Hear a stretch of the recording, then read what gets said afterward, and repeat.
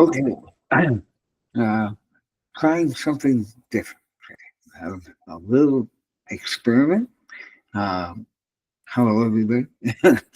Welcome to Kindness Beyond the Veil. We got originally we were going to have guests. Dr. Rita Louise was going to be here, but because of my voice, I hope you can understand and forgive me if you can't. And plus, I don't know, I'm acting on some advice um, with this throat thing. I know, sounds horrible. Doesn't look great.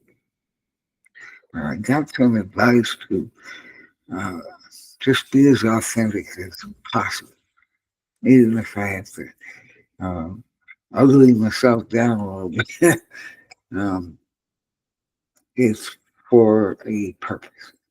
Uh, yeah, very uh, strange thing. I mean, aside from this illness, it's the lions here, but it's nothing I can't handle. I got this thing. But in the meantime, part of it is a symptom of something that I'm just learning about. And it's been weighing on me. All right. You got to understand that uh, I've been working very hard on my ascension process.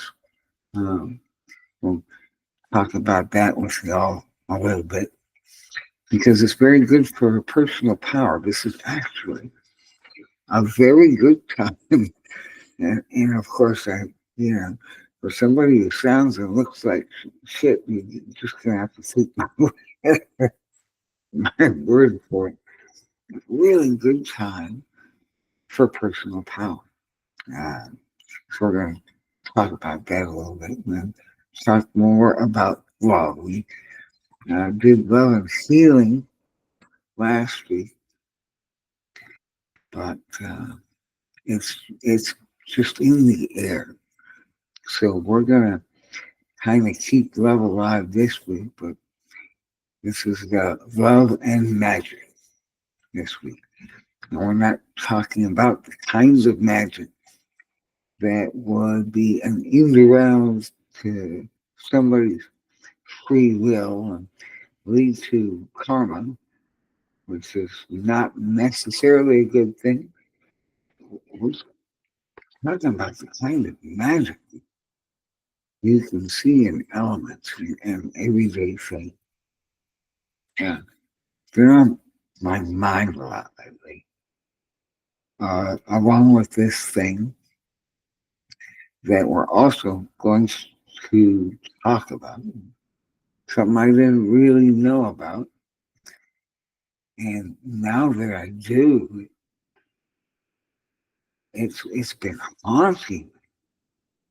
I mean, to the point of like torment, pain. And I've been a paranormalist for like 4 decades, uh, so I can normally handle haunting.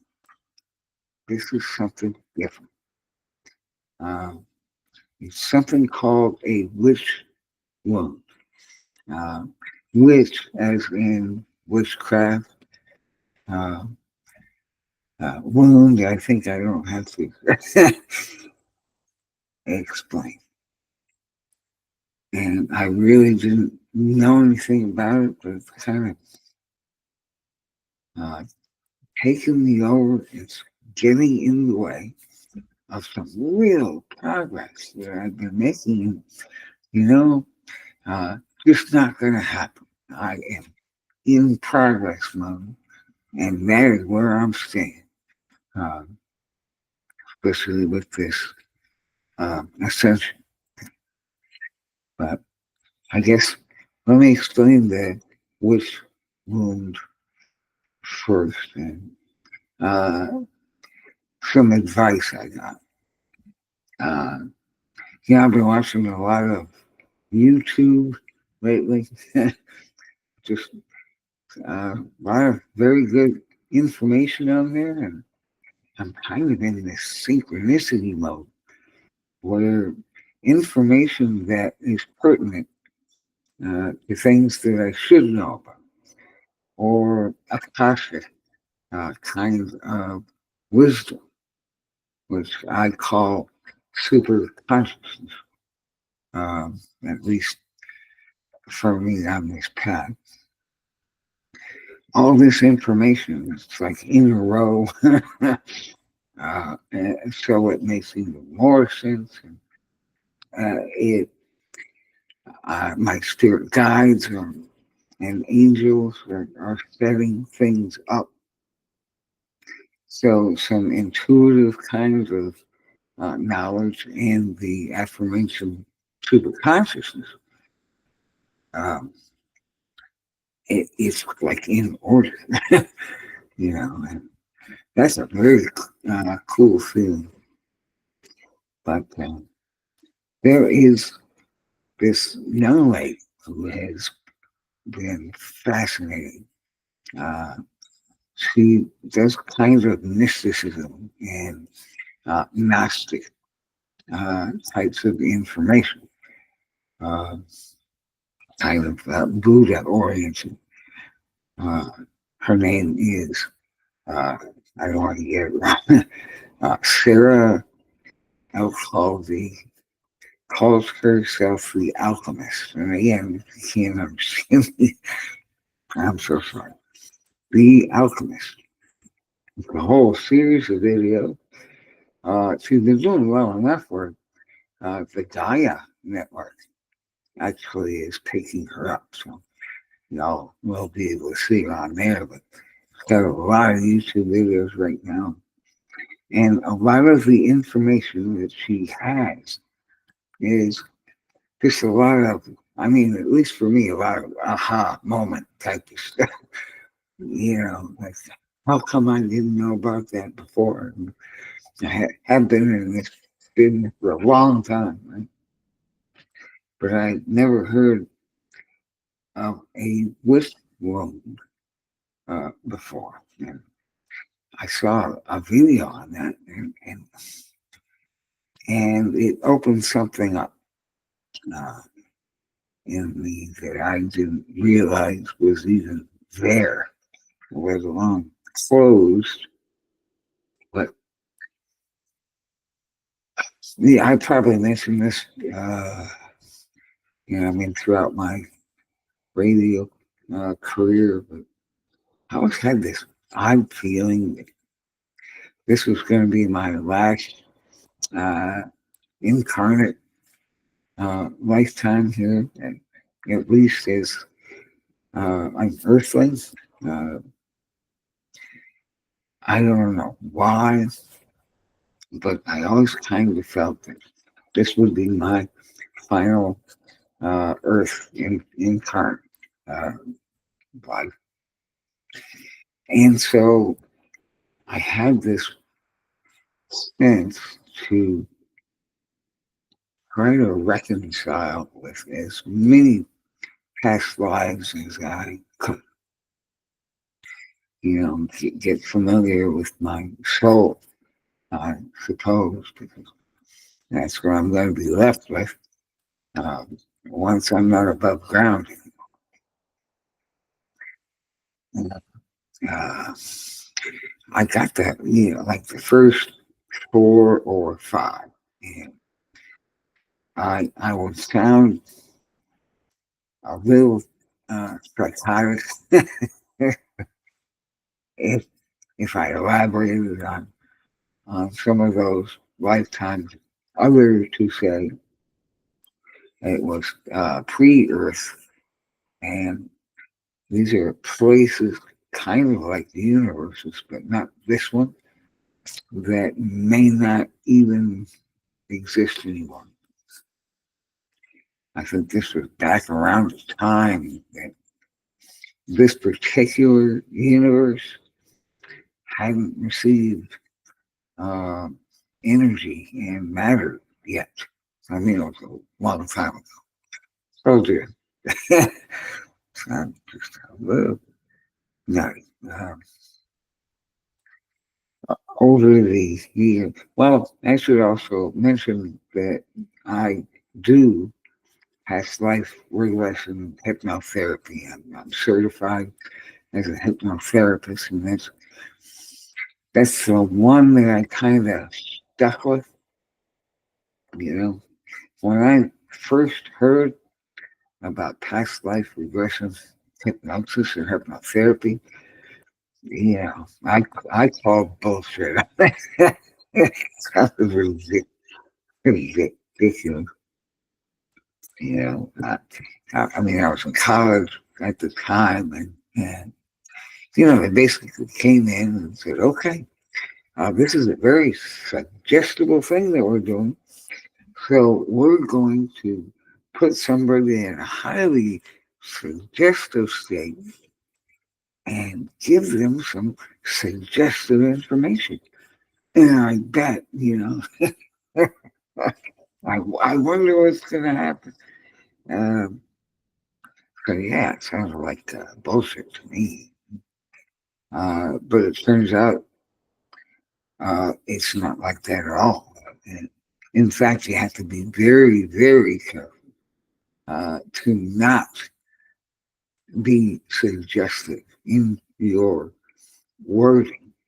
You know, uh, you also have to take very seriously your client's level of suggestibility, so they're very high or very low. A lot of people will not give up any control, and so they're they're pretty hard to work with, but there are ways around it. I'll give them a math problem, and then while they're figuring out numbers in their head, you can word things in a very uh, careful manner so you can reach that subconscious mind. It's actually not even the subconscious mind.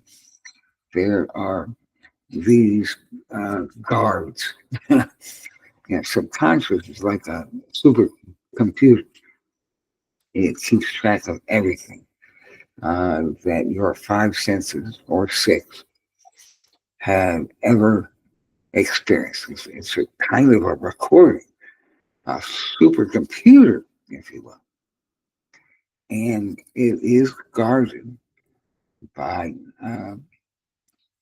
these various blockages, bias, judgment, preconception, prejudice, expectation, logic. So you have to kind of put those guards in a relaxed state and say, hey, why don't you guys go on a lunch break or, have a smoke or something? And that gives you a chance to talk to this supercomputer, which is all logic and has a very poor meter for emotional stimuli. Because you almost have to train it or speak to it in a way that a logical oriented computer would understand. Divine masculine really have to word things very carefully. But once you can encourage this computer to reprogram, that's where things happen. You know, people can lose weight or quit smoking or have higher confidence at work or higher sexual confidence, job performance. I mean, there's all, hundreds of things manifest, but really still ain't nothing like past life regression. It's a very delicate thing. Uh, Regression hypnosis really goes back to Freud. I mean, this guy named Franz Mesmer was the inventor of hypnosis. It was originally called animal magnetism. Uh, the name Mesmer might ring a faint bell. The term mesmerized, it was coined after him. But back in the Freudian days, they called it animal magnetism because they tried it on animals first, just like everything else, But they had this psychopathology. It was in the neurosis category. Uh, it was called a hysterical neurotic dissociative reaction. People would, uh, just like the phrase, see no evil, hear no evil, speak no evil. Somebody would see, hear, or speak something so against any moral or decent inclination, and be so traumatized by that whatever sense they use, let's see, a kid sees his parents killing each other, and the trauma is too much to retain, so he goes blind and forgets what he saw. And that's where regressive hypnotherapy came in originally. And it was a very long, detailed process because you're going to have this kid, even if it's 20 years later, it's no less traumatic. But he's going to have to remember what he saw in order to regain his sight, for example. And a lot of extraterrestrial abduction cases. People lose time, and there are a lot of regressive hypnotherapy uh, sessions set up for them to recall what happened in the loss of that time. Um, a buddy of mine works with a lot of uh, alien abduction cases, and it is his opinion, which is kind of cool, uh, that these extraterrestrials can uh, kind of bend time because their physics is a lot more advanced than ours. And I mean, Einstein has the space time where if there's a warp, a major warp in space, then by proxy there is a warp in time. So they have the kind of physics or anti-gravity or whatever to actually pull themselves out of our time loop because our belief system is set up so that it is common knowledge that time is a straight line, you know. I mean, it's moment by moment, but ahead of time is the future, but, back in time is past, and we are so sold on that, again, forgive my voice, that they can actually put themselves just 1 second either ahead or behind, and uh, basically uh, right next to us, and we wouldn't know. They can do certain things with us, carry us up to ships or whatever, and we're already out of this time loop and have a whole different kind of awareness in that moment. It's as though we're basically hypnotized in a way that we just won't remember. I mean, you see it on stages with hypnotists that make people turn into monkeys and make fools of themselves, and they have no memory. So it's kind of a similar thing. Uh, and again, kind of rambling, but it's all worth knowing. It's some pretty interesting stuff. But with a past life regression, you don't have to believe in past lives in order to get healing benefits from. I mean, it is one of the most cathartic, uh, uh, amazing type of beneficial hypnotherapies there is, because it's kind of a soul thing. You have answers to questions you don't even know you needed answered. Why am I really nice to one sister and resentful to the other? Uh, why do I like certain foods? Why am I scared of or have unnatural fears about, spiders or snakes or whatever? These are things that you can get answers to. So it's really an amazing type of thing. Not to mention, for somebody who is aiming to reconcile about past lives, very helpful.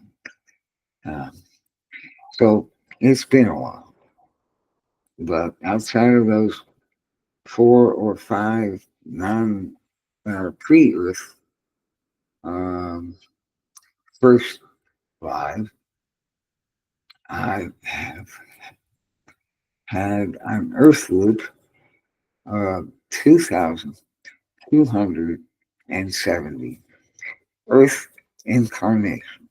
One, I actually was sixth density. It's kind of a complicated thing, but it's kind of like an advanced being um, who is like really next level for healing, for understanding the quantum movements, divine energy, or chi, prana, the life force, different kind of healing properties. But you can have like psychokinetic or telekinetic abilities with a mind over matter thing.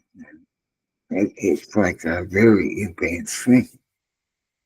And, Earth is like a place. It's like this is where the pain is. So somebody at sixth density would literally die. Come on.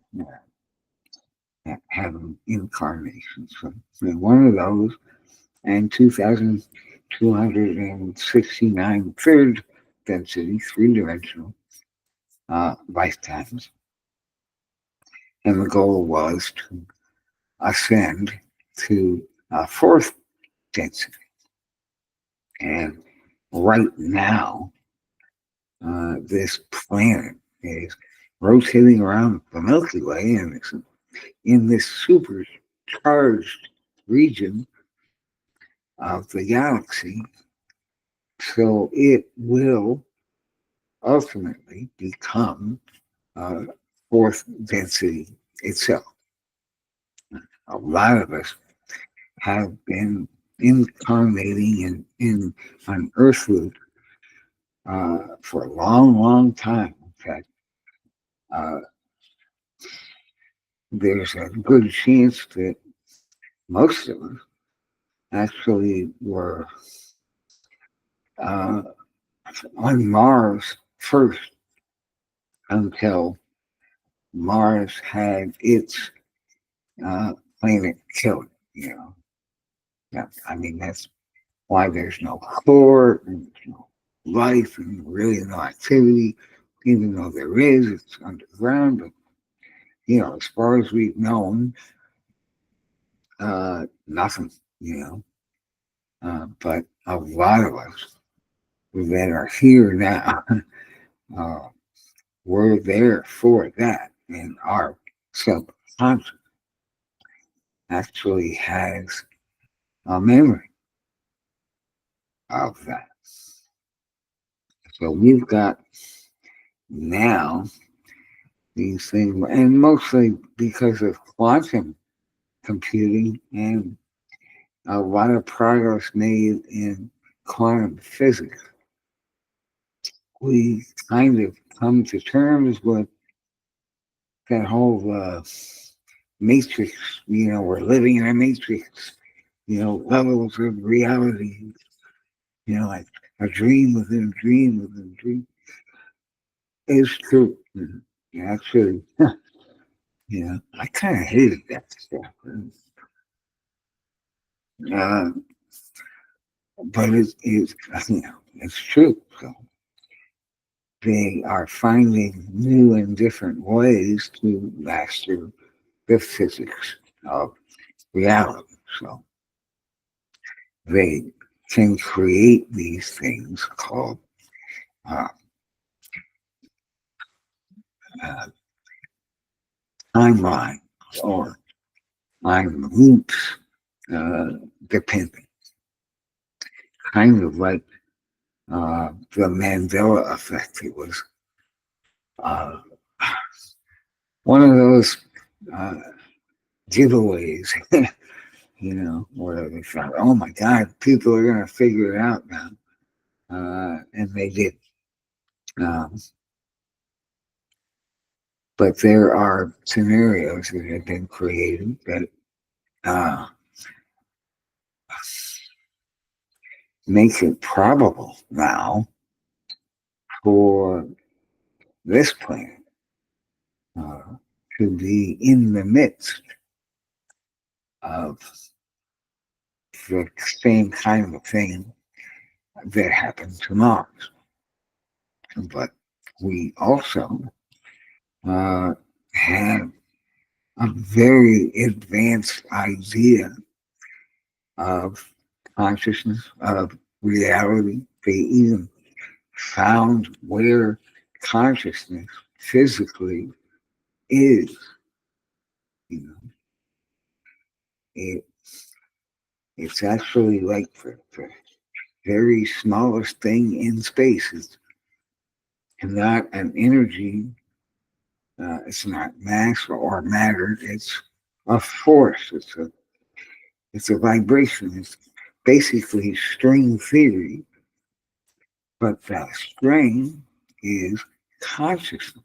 And that means that things we thought inanimate, from atoms on up to planets and stars, are conscious. They are intelligent. are living, breathing. Many are self-aware, and mind blown. Right? Because of that, and the quantum computing, we're going to have to keep up with that. That's where they can program artificial intelligence to also be conscious and self-aware.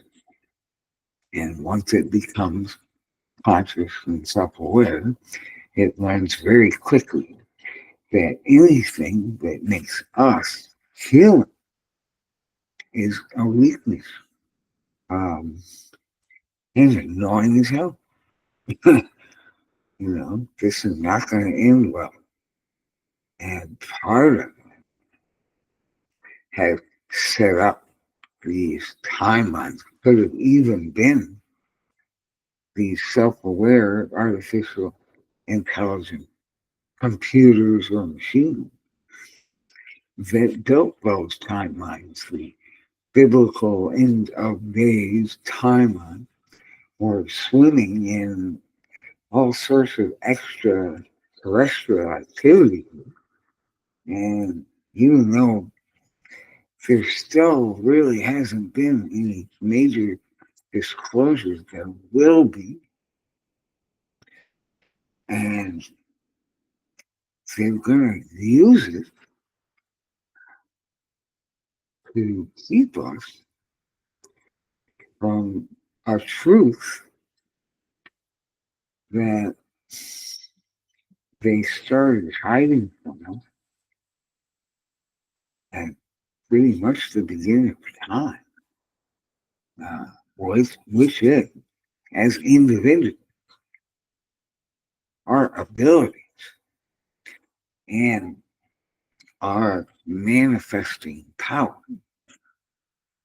is thousands of times stronger than anything we can wrap our minds around.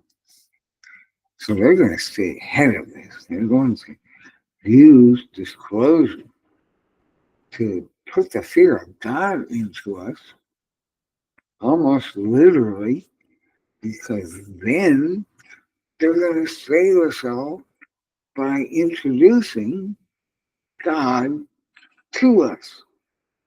Except it's not God. Okay? I know, crazy. Uh,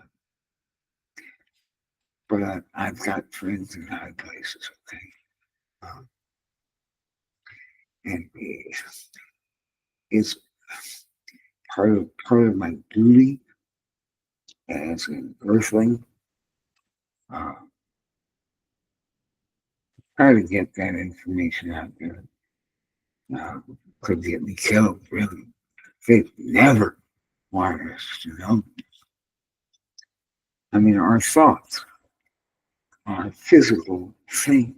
We can train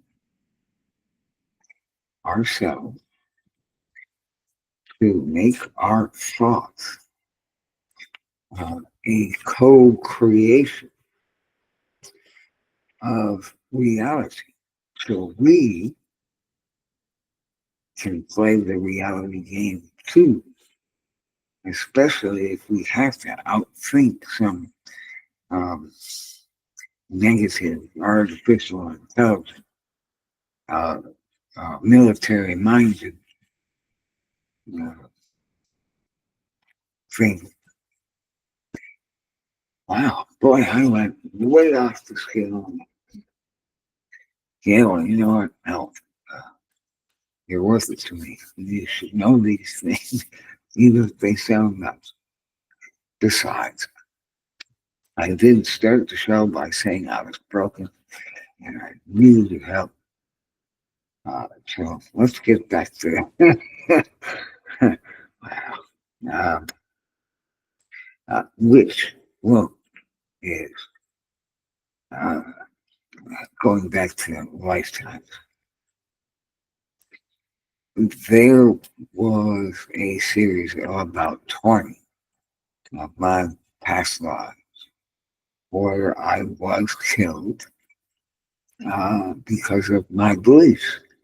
You here I am in what I believe to be my last uh, incarnate lifetime, talking freely about uh, spirit mediumship, you um, working with extraterrestrial psychics and different kinds of psychic ability, alternative healers. Um, haven't worked with witches, but I do know some. Um, I'm not a, I believe in magic, okay, but not witchcraft or Santeria or voodoo or anything where there's an impediment to the free will of another. And I just, like, I can't in good conscience do stuff like that. But I have seen magic where you can take water, for example, and you can either uh, with telepathy or with verbiage, with words, uh, ask things of it. Water, technically, is considered the most effective antibiotic uh, that we've ever had. And most people don't know it. Again, there's no money, even when we don't even have regular water anymore. We got crappy stuff, and then we have to put other stuff in bottles. And even then, not enough money, but uh, water has memory. It knows everything that has ever graced it, ever touched it, ever encountered, ever spent any time within it. It has a distinct memory of it. Water can cleanse itself. They had studies in Switzerland, Japan, parts of China, where they take vats of water and pour oil in these vats. In one room, they had a team of scientists that insult the water.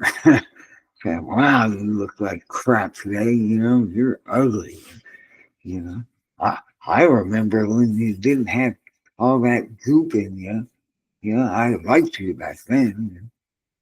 And in this other room, they had a team of scientists that compliment uh, the oil infested that in that room.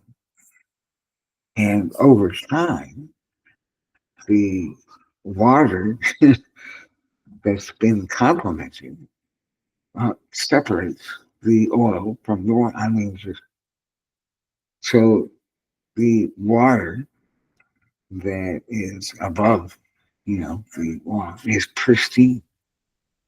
It's pristine. I mean, that's amazing. And the beauty of that, there are no areas where it is pristine. So there's obviously uh, consciousness uh, force that goes through water or any hydrogen, really. I mean, everything starts with hydrogen. So that's pretty amazing stuff. But you can also, I mean, religions have holy water, right? And there is a very distinct belief that that water has special properties. If it's been blessed, right? As exorcists, we'll have one on in a couple of weeks. But I mean, it's just amazing. And, you know, there were times where I would take water and just from my heart, you know, a very loving heart, uh, would just say, uh, thank you for being in service to us. I swear to you with my heart and soul,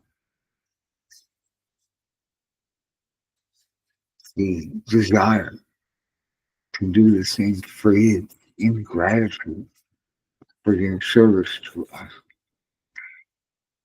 I'm asking you if you could help um, as I take you in, as I drink you in.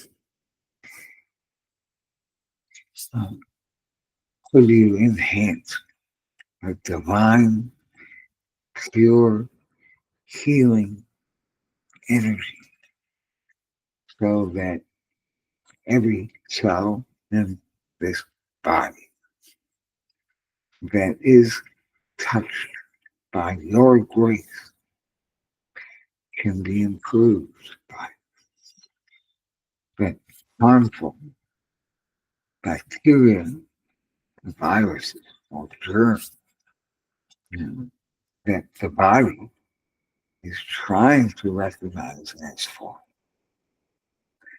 Could you help enhance the body's efforts to have control over these invading, harmful, foreign entities?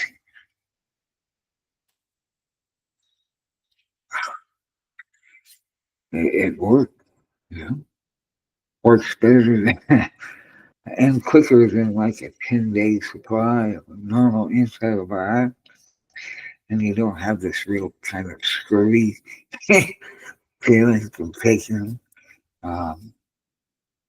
You could train it now, really, to do anything. Uh, have it attack cancer cells, you know, have it enhance your mood because uh, there's 50 trillion cells in our body. The reason one is a muscle cell and another is a bone cell is a matter of comfort. Period. Uh, Cells live where they thrive. And they have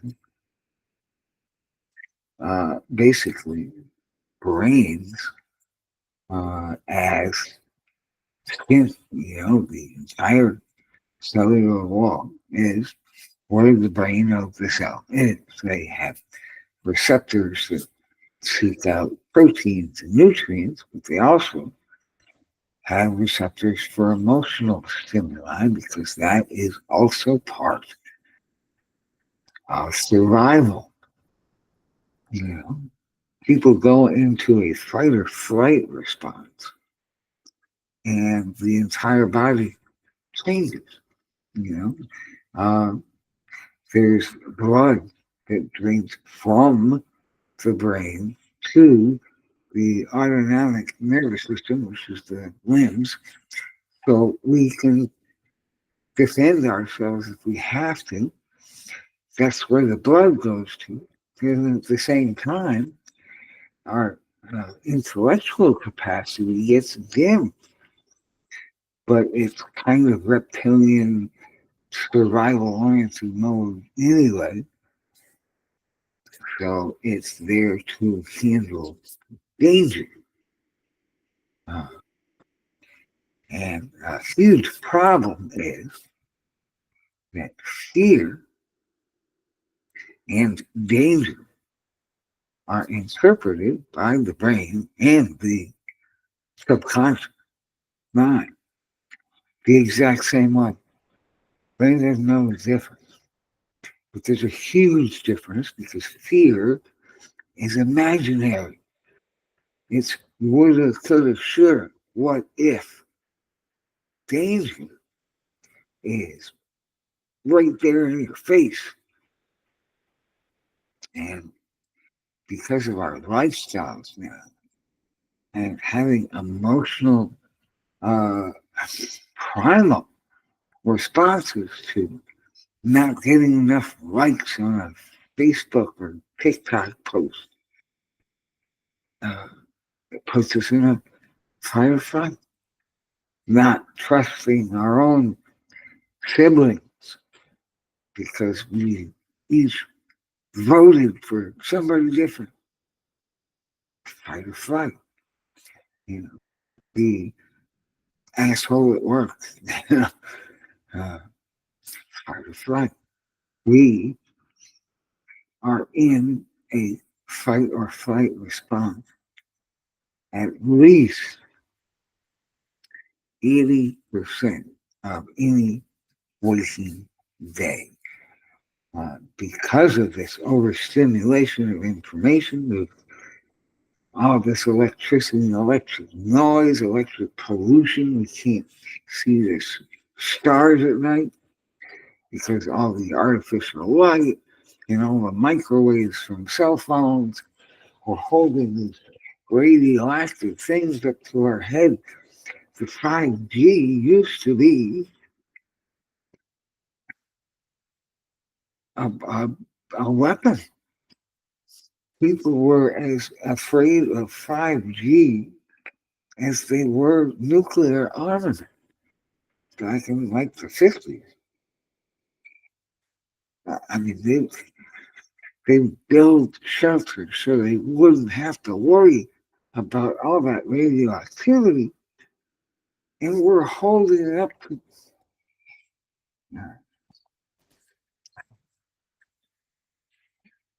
Did I mention a thing called a wish? Ah, well, at least it's not dull. All right, so series of about 20 lifetimes where I was killed, yes, murdered, uh, because of my beliefs. Uh, Most of them, it was the church or agents of the church. Sometimes it could be war that was religion oriented. Sometimes it was because I either knew or possessed information that nobody wanted out. Uh, and there were a few where I was burned at the stake as a heretic or as a witch. Uh, but the witch that they didn't do uh, burning at the stake for that. They was generally worse.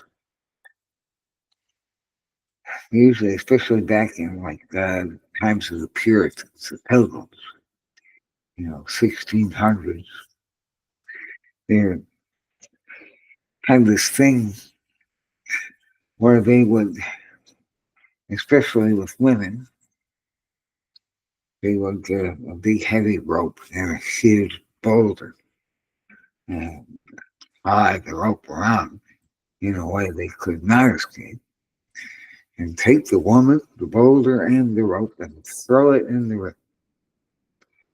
And if they somehow managed to rise to the top, so they could breathe again, then they were innocent. Otherwise, uh, they were witches. And of course, it's impossible that it rises to the top. So, very few innocent women wishes ever. But there were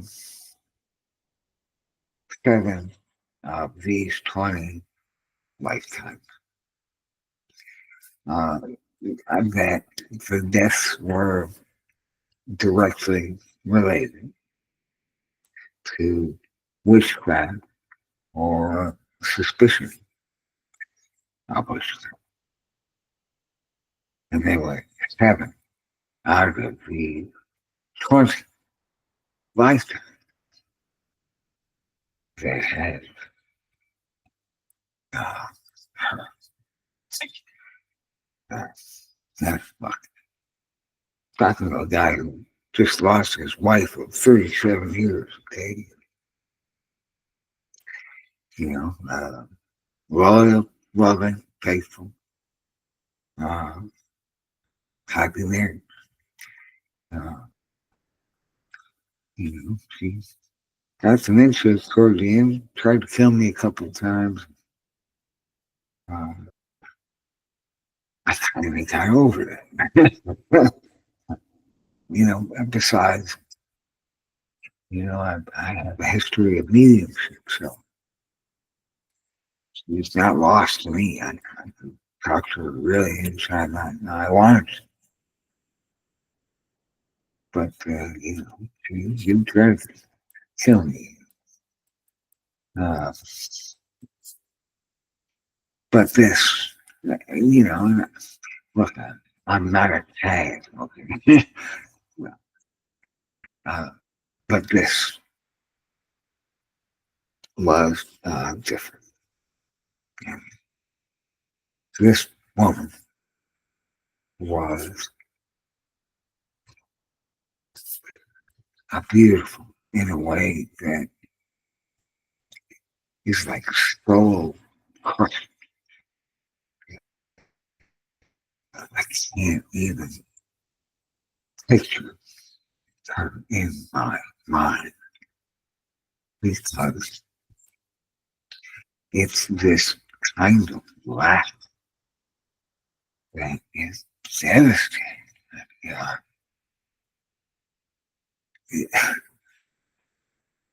And I don't even know. No, actually, uh,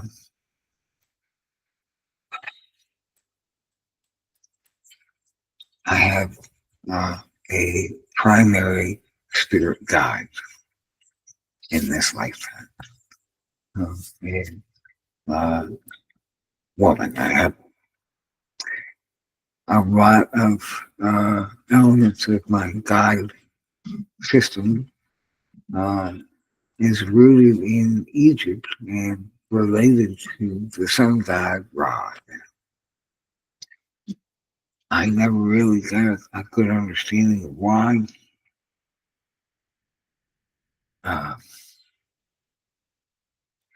But it's basically my primary guide. I never really saw what she looked like. But I came across an image of her, and I couldn't breathe. It's like time stopped.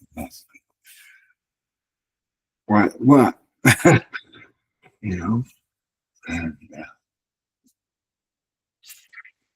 I started putting it together, and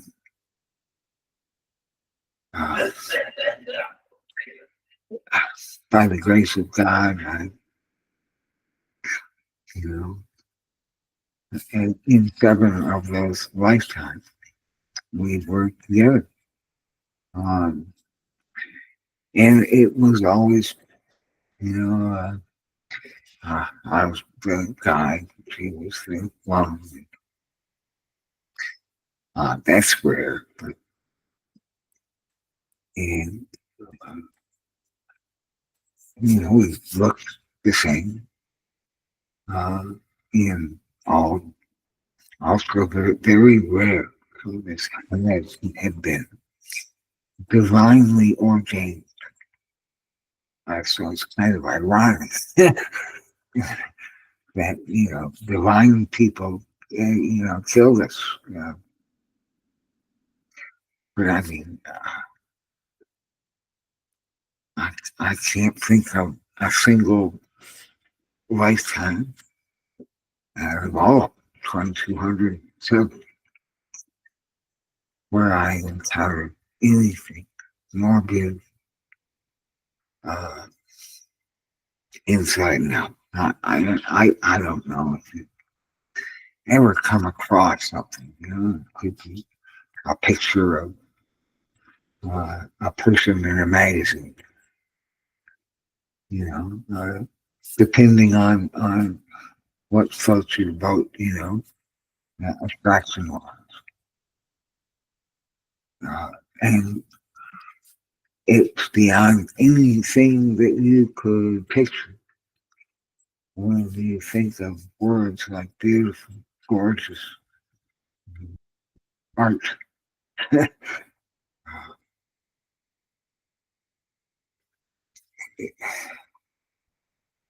I still can't even, I can't hold that picture in my mind. It just reminds me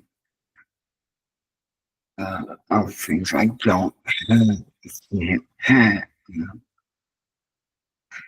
but I did something for her that was the most romantic thing that I had ever done in every single lifetime I ever had, including the previous.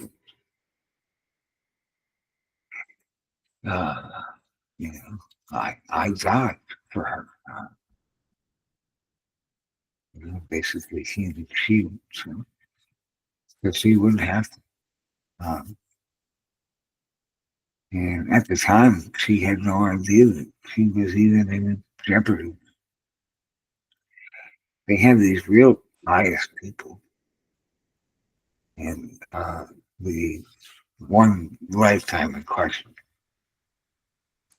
that would have scared Nazis. I mean, just really, really bad people. And they had, they were, like sneaky and saw that uh, he, I can't recall, was in possession of items that were considered uh, really super illegal, immoral, against the church, hanging. Uh, and she didn't know uh, this evil woman uh, was on to her having possession of these things. So when I kind of caught uh, her off guard and gained possession of these items, so they wouldn't find them on her. Okay. And so we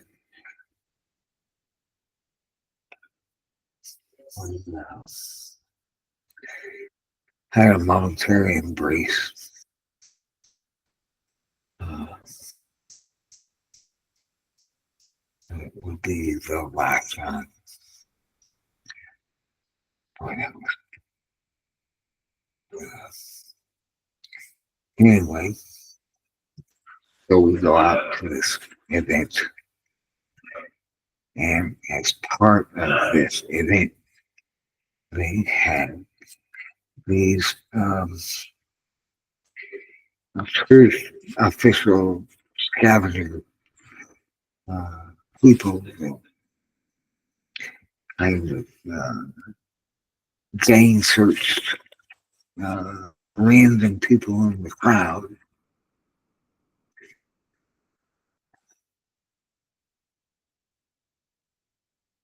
And I was surprised, nothing unheard. Uh, but I had. So, uh, and that's that. I mean, her face. Uh,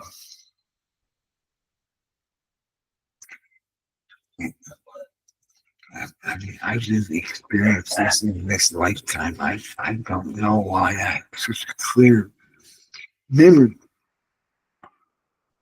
Oh my God. Uh, and it wasn't, it's not like they're grabbing me and tying me up to a tree. It was her face. And so, yeah, so they tie me, to this big tree. And they started taking these really big boulders and setting them top my chest uh, to see how innocent I was. Uh, Turns out I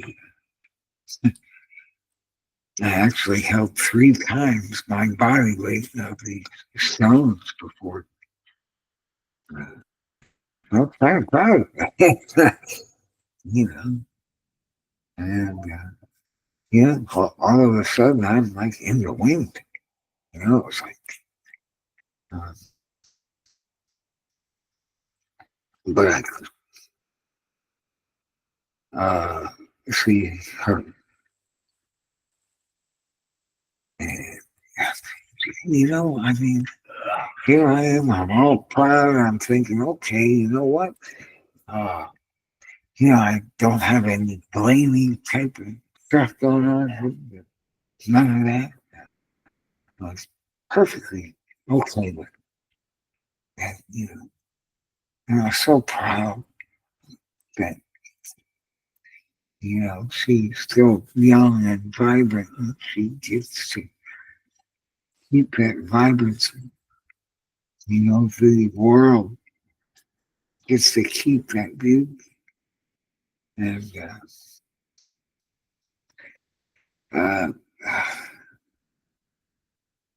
but, she saw it and couldn't unsee it and thought that a perfect world in her heart would be with me in it. And that didn't happen. So, uh, and she died of a broken heart. And it was not that much time, really. Um, and it just so happened this, this evil woman that was trying to get her killed in the first place was the one that discovered her. And she doctored evidence to make it look as though my love committed suicide and then reported it. So the law had a record of it. The church had a record of her suicide. The town had a record. It was public history. So she did not end up in the same place in the afterlife that I was. And that was the last time I saw her. Like 420 years ago. And uh, until December 2024, just as I made my peace with the death of my wife.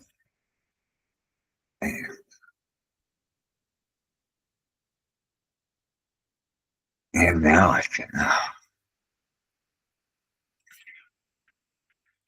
So anyway, at the beginning of the show, I mentioned this very talented young lady, Sarah, I don't want to get her name wrong, El Colby, calls herself the Alchemist. And she had this piece on witch wound. And it was like right around the same time. So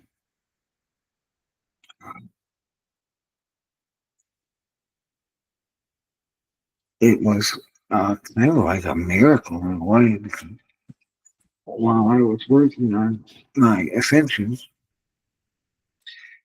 uh, there was this process to release this witch wound. Even with the thought that, kind of a really rare thing for people to see a need for it. Because most people don't have that clear perception or memory of past lives. Certainly not, a handful from centuries prior.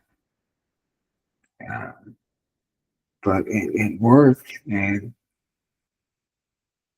uh, and it stopped working. Uh, so I thought, I could at least share that information about what a witch wound is. So now you learn something you didn't even know you didn't know.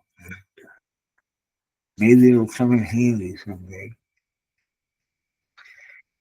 But I am,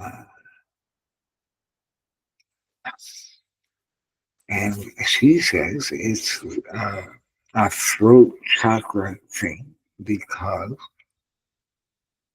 talking about magic or witchcraft is what got us killed in the first place. So talking about it again would probably be the one thing not to do. But, look, I'm in a lifetime finally where I talk about this stuff all I want. Yeah, no penalty at all. If anything, I get more listeners as time goes by. There's no penalty here. So yeah, I'm gonna talk about all this stuff. I mean, I've been, since my childhood best friend came to me at the moment of his death, in 1979. I've been talking about this, learning about it in dark corners, hidden rooms, people give information that they themselves are risking uh, just to offer it up. And, really when you get the best kind of information. Uh, it's you can see. I mean, it's palpable. You can see the reactions of people. They shaking. It's like they relive these things as they tell me about them.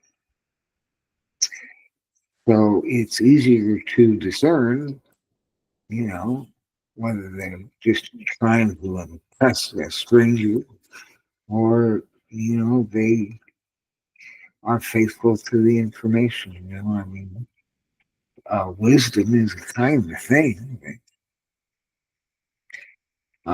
a lot of people treasure having, and thereby sharing. I mean, that is kind of a growth process socially. You know, uh, it's survival oriented. Information is like food. Uh, we attain it so we can share it. And that kind of brings us back to the topic of love, um, which has been kind of a running subject uh, in the last couple of weeks. And it's simply the absence of fear and hate. you know, and that has been a fashionable thing. It's hard for earth angels, or light workers, or oracles, people with big hearts to feel comfortable in an environment where there's more social and communal reward for expressing anger, fear, depression, sadness, bitterness, despondence, and you I mean, we gotta snap out of it sometime, right? I don't understand the comfort that people take in hatred or, hiding behind some avatar so they can insult people who'll never find out who they are, just so they can feel a little better about themselves, when they can feel better about themselves by doing something good for someone, you know.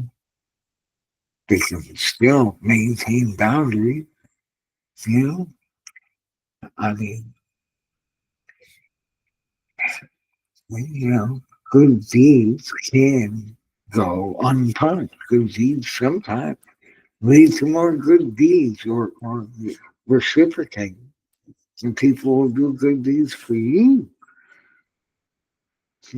Just give somebody a random compliment uh, because you can. But, as long as it's something you actually believe, and don't make something up, because then it's, comes out disingenuous and doesn't have the intent that you hoped it would have. I, I saw this piece about the fires in Los Angeles. They're still burning. And it was a firefighter who had near death experience. Um, technically, it was a death experience. He was dead for, according to him, it's about almost 18 minutes. But he described, how it was a sudden thing. It was smoke inhalation because he was in a deep part of a house fire and thought that he heard a voice. So he went like deep in, with a hose, and all of a sudden he's out of his body, and there was no sense of alarm. uh, and he found that so interesting. I think he actually used the word cool because he was amazed that no alarms were going off. He's out of his body. Normally, the first place a person goes in their mind, if they're aware that they're out of their body, is, dead. Uh, no one, In fact, it got just more beautiful. And then he became the environment. He was the smoke. He was the walls. He was the air. He was the town. He was the sky. And everything connected. Everything was unified with everything else. And he could see it and feel it clearly. And he was just awestruck by that.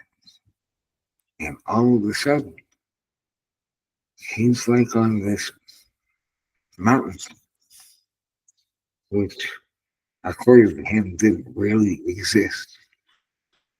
And opposite him was the good Lord, Jesus Christ.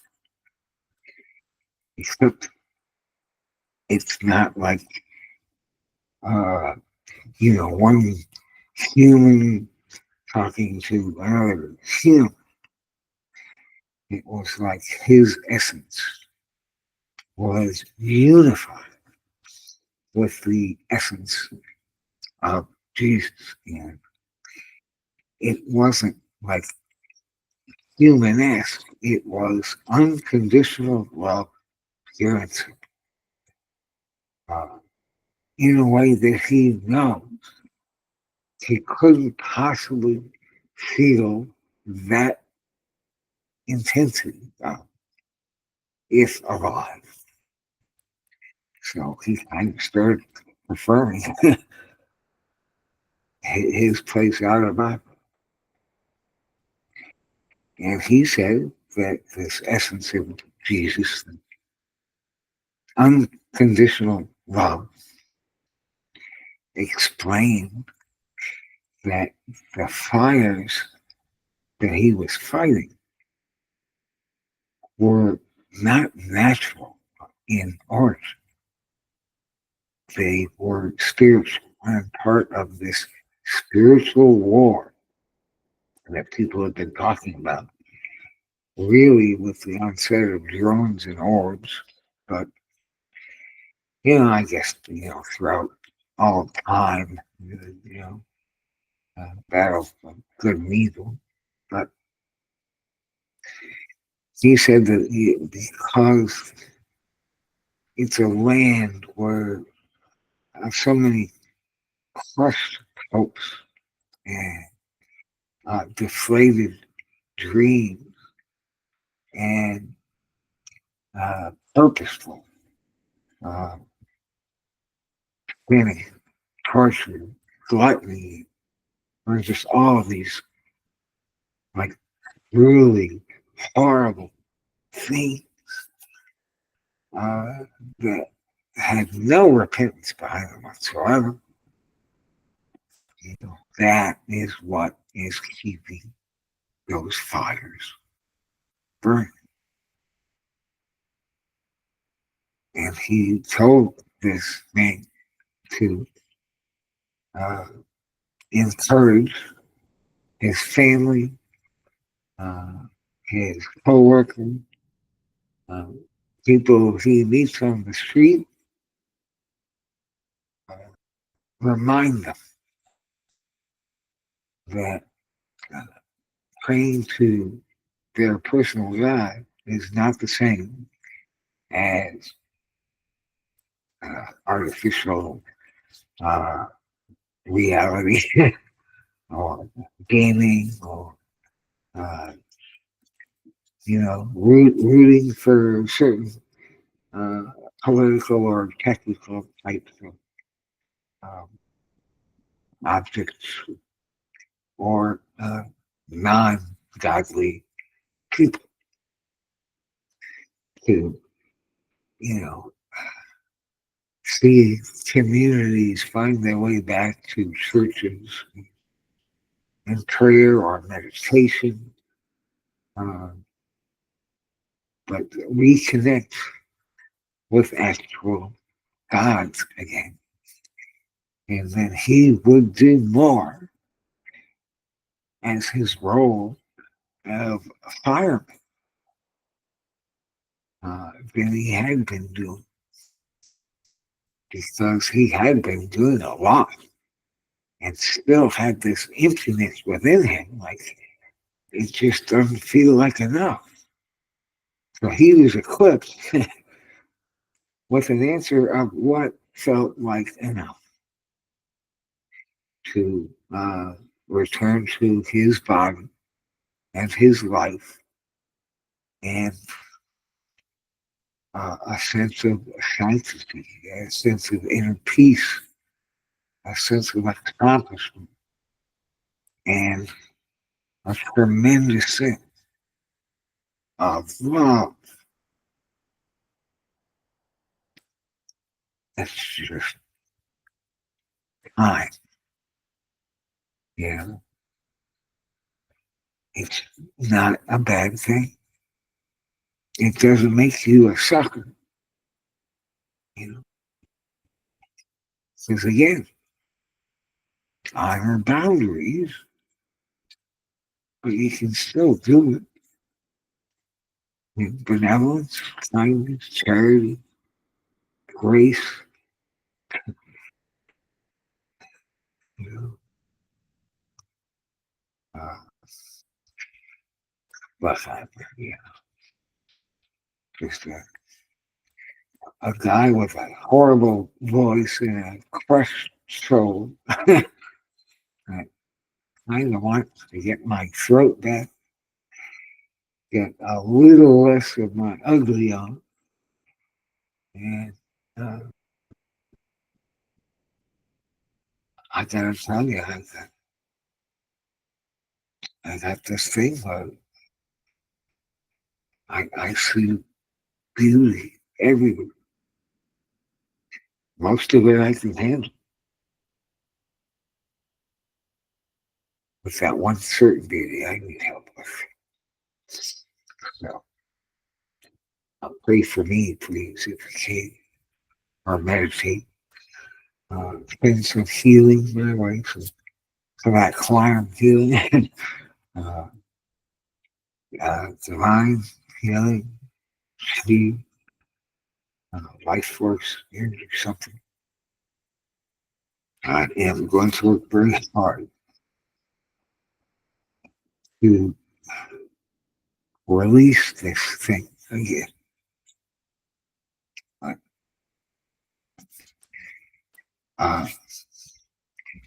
let's see, it actually exists.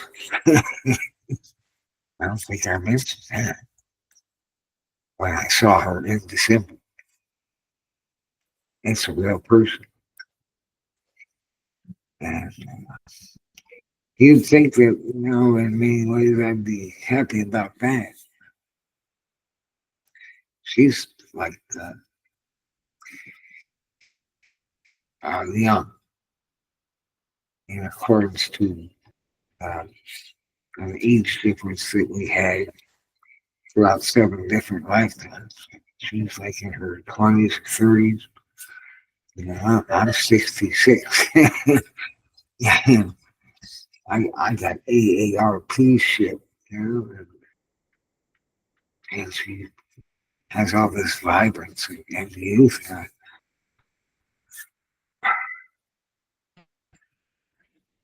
I mean, regardless of temptation and this degree of love, I didn't even think was possible while alive in a physical form.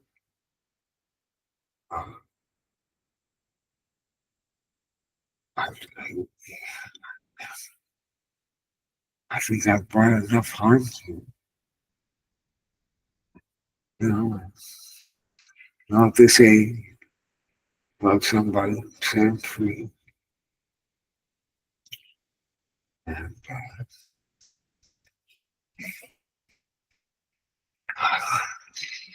you know, I couldn't possibly be that lucky. So I need to uh, appeal to you all for it.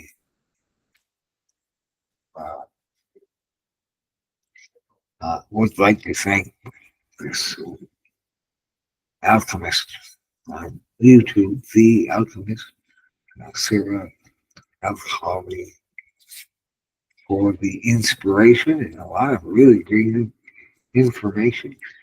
She has no idea who I am. uh, more than I'm talking about. Uh, you know, I like it when uh, people do something to move me, you know, change the way I see the world. Uh, you know, I mean, it's one thing to share information and rare information and wisdom. My beloved friends and listeners, you know, but always learning, you know, never stop learning. You know, she makes for a good teacher. Heck around again, she. Uh, and hopefully next week, uh, I'll be able to interview guests because they'll be able to understand what the hell I'm saying.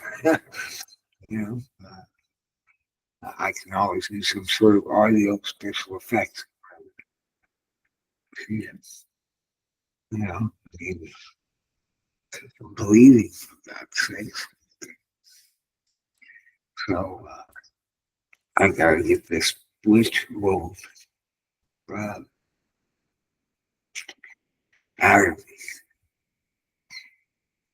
and just focus on all the other things of rare beauty and more. There's a lot of.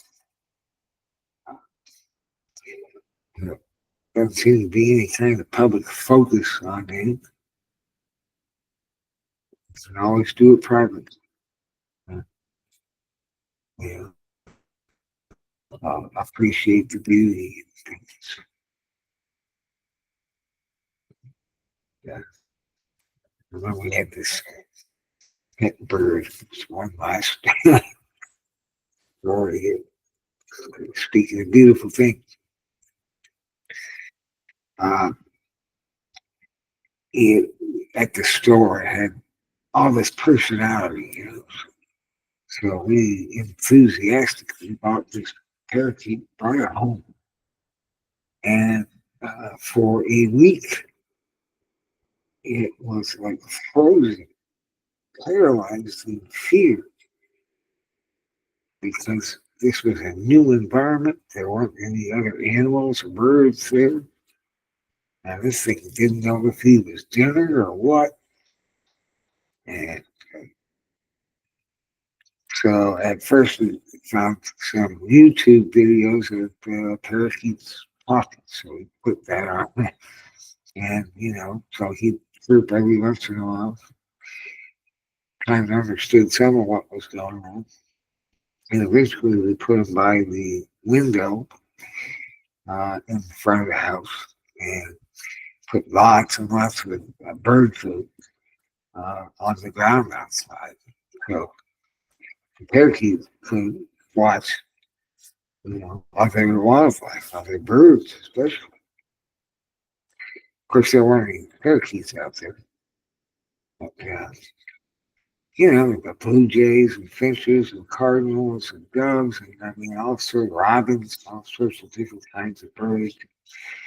And we'd hang out and we'd watch them too. And then after a while, you start to see that even among each species, like finches, for example, if you've got 8 finches and a bird pod, and one of them is the social one, one of them is the bully, one of them is the show off.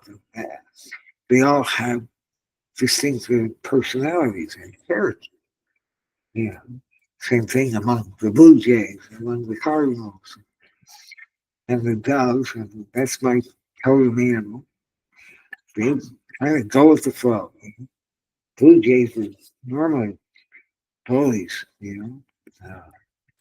assholes, birds. They come find a place in the pile, and there's a dog helping himself, and blue jay will, push this dog, about 5 feet to the right, and the dog is just, uh, wherever he ends up, he's just chilling, eating good, and going with the flow. Beautiful thing, and but he ended up, the parakeet, having this crush on this young female finch who was the social one, and she was always, just by her stance, you could see that she was just like happy-go-lucky, just enjoying life. You could see it. It was amazing. So one day, we brought the parakeet out of this patio. It was an upstairs patio. And we opened the cage to put some food in. And out of nowhere, he breaks out. He escapes. And we're like, oh no, and flies. And gets the hell away from us and flies. Right to where the bird food piles were. So he could get a closer look at his finch.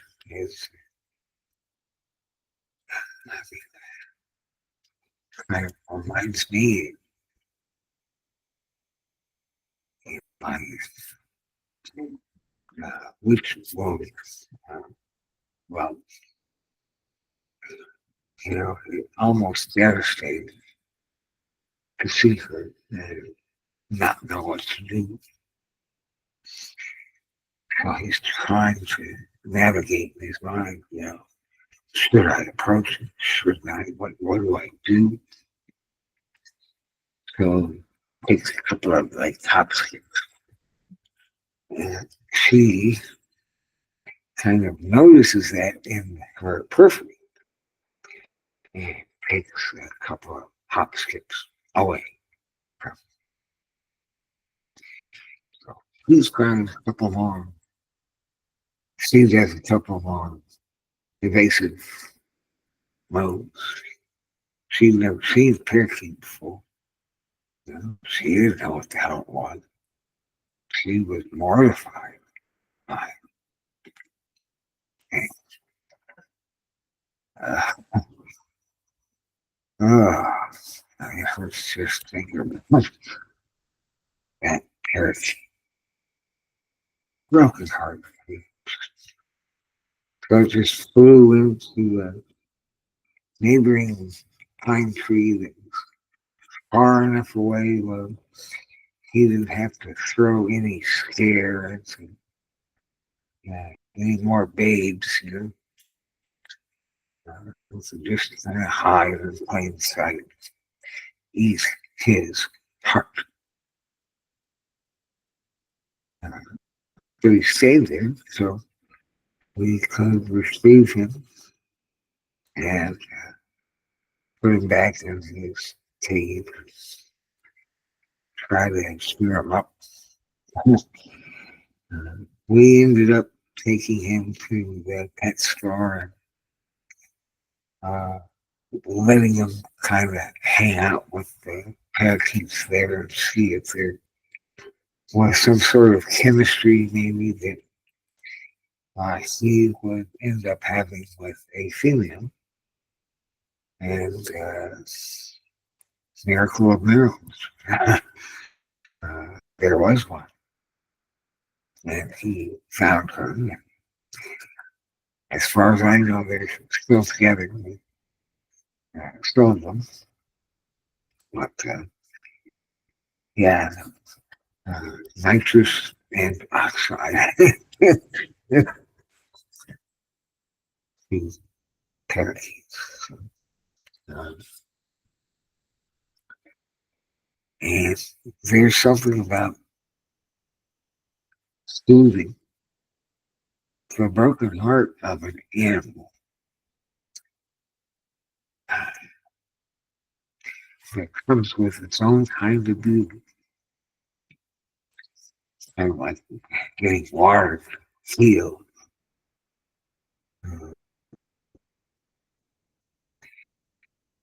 Plants to actually sense the peace or harm of animals or other life forms, like natural empaths.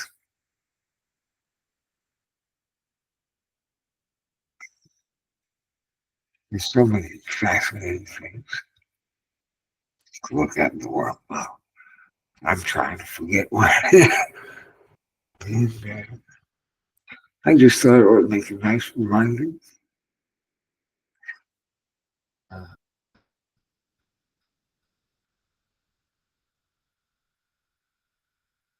it's, it can be found so easily.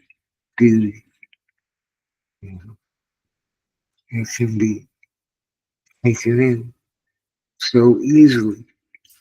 Well,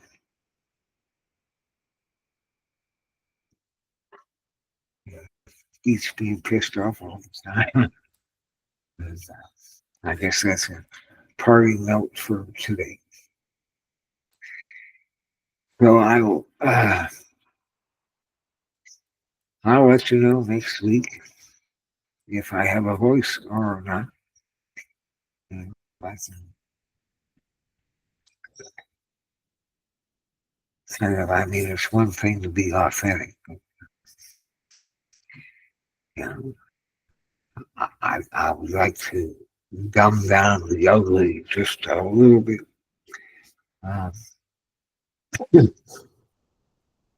hate who I am. I am a seventh density ascended master. And I can do amazing things. Nothing or nobody can stop me except one.